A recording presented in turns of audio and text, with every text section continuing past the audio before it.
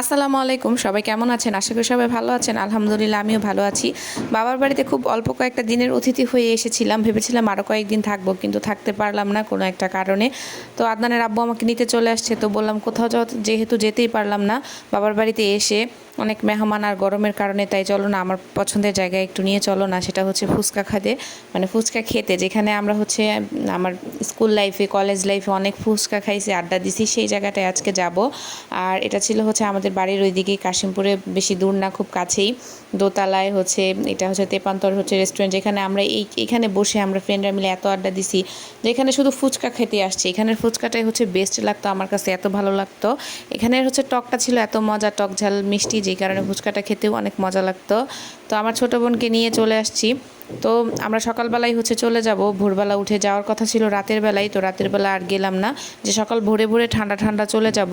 তো আমার ছোটো বোন হচ্ছে নিচে হচ্ছে ভ্যানিলা হচ্ছে লাচ্ছি, এটা অনেক ঠান্ডা ছিল, ও ভাবতেছিল যে খুব মজা হবে, কিন্তু আসলে এটা টেস্ট তেমন একটা ভালো ছিল না। ও তো খেয়ে প্রচণ্ড ঠান্ডায় আসলে কেমন করতেছিল, আমি বলতেছিলাম যে দেখো কি পরিমাণ ঠান্ডা লাগতেছে, তুমি এটা অর্ডার দিছো, ও আসলে বুঝতে পারে নাই।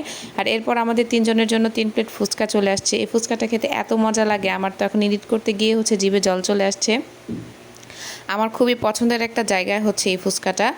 আসলে এই জায়গাটা আমি প্রায় হচ্ছে মানে বছর পরে গেলাম, আসলে বাবার বাড়িতে গেছি 6 মাস পরে, আর এই ফুচকাটা হচ্ছে খেলাম প্রায় 1 বছর পরে মনে হয়। আগে তো হচ্ছে সপ্তাহে একদিন, না হয় মাসে 3-4 দিন হচ্ছে যাওয়াই হতো এখানে আড্ডা দিতে। এরপর আদনানের জন্য কিছু হচ্ছে আমরা চকলেটস নিয়ে নিলাম, আর সকালবেলা হচ্ছে আবার রেডি হয়ে নিয়েছি, তারপরও 9টা বেজে গেছে, বাইরে প্রায় রোদ উঠে উঠে গেছে। তো আমরা হচ্ছে রিক্সা দিয়ে যাচ্ছিলাম, আমরা আজকে পুরো জার্নিটাই হচ্ছে রিক্সা দিয়ে করব ভাবতেছিলাম, কারণ বাইরে প্রচণ্ড গরম, আর আদনানকে নিয়ে তো বাসে উঠাই যাবে না। যত মানে হচ্ছে আমি আদনান যখন ছোট ছিল তখন হচ্ছে প্রাইভেট কারে করে যাওয়া আসা করছিলাম, ভাড়া গাড়ি করে, কিন্তু এখন আর হচ্ছে তেমন একটা করি না, কারণ আদনান এখন বড় হয়ে গেছে, ওকে সব কিছুতে অভ্যাস করাই নিতেছি।